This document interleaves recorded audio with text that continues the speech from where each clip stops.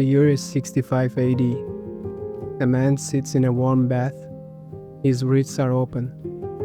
The water around him is turning slow and dark. He is not screaming. He is not weeping. He is talking to the friends gathered in the room.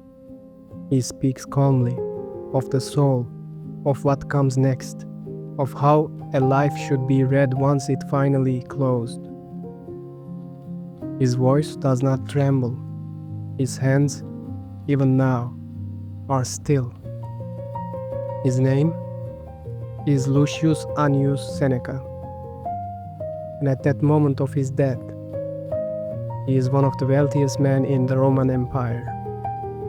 He was born in Cordoba, sometime around 4 BC.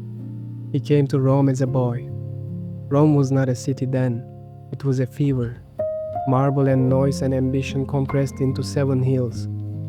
A place where a man could arrive with nothing and leave with everything. Or live in a box. Both outcomes were common. Seneca wanted to think. He wanted to understand what it meant to live well in a world that seemed designed to make that impossible. By his 30s, he was already famous. His prose was unlike anything Rome had produced. Sharp, intimate, almost uncomfortable in how directly it addressed the reader. Not about philosophy, to you, about your fear, your wasted hours, your quiet cowardice. He wrote, "We suffer more in imagination than in reality." He wrote, "It is not the man who has little who is poor, but the man who always hankers after more." Rome read him, Rome admired him, and then Rome exiled him.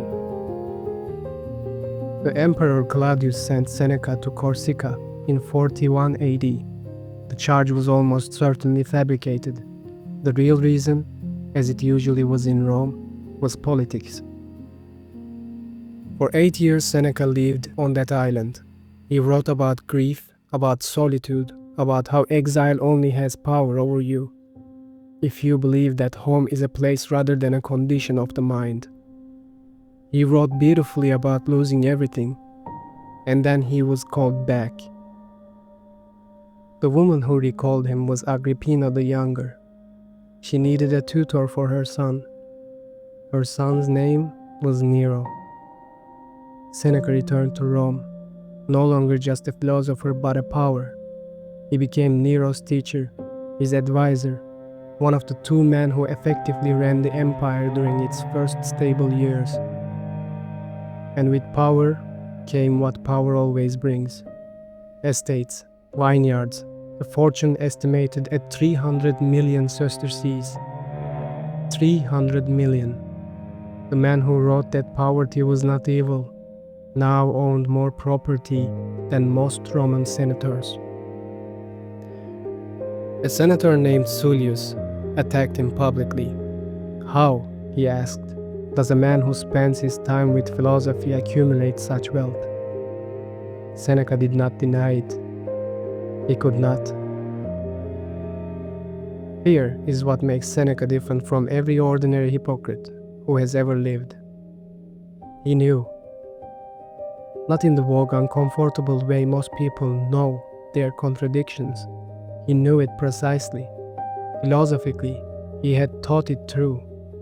In his letters to his friend Lucius, written in the final years of his life, he addressed it directly. He wrote that he was not yet the man his philosophy described, that he was still in progress, that the Stoic ideal was a direction, not a destination he had reached. He did not claim to be Epictetus. He did not claim to be Cato. He claimed only to be trying. Whether that is wisdom or the most sophisticated form of self-forgiveness ever committed to parchment, that is a question Rome never resolved, and neither have we. By the early 60s, Nero had become something his tutor could no longer manage. The student had outgrown the lesson. Seneca tried to retire.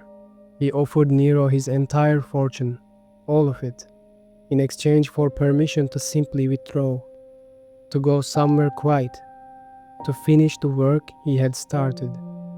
Nero refused. Then a conspiracy to assassinate the emperor was uncovered. Seneca's name appeared. Whether justly or not, it no longer mattered. A centurion arrived at his villa. He was told to die. He sent his wife away. He told her to live well and to live long. He turned to his friends. "I leave you," he said, "the only thing I still possess, but the best thing I have, the image of my life." Then he opened his veins. The blood came slowly. He was old. His body had carried a great deal for a long time.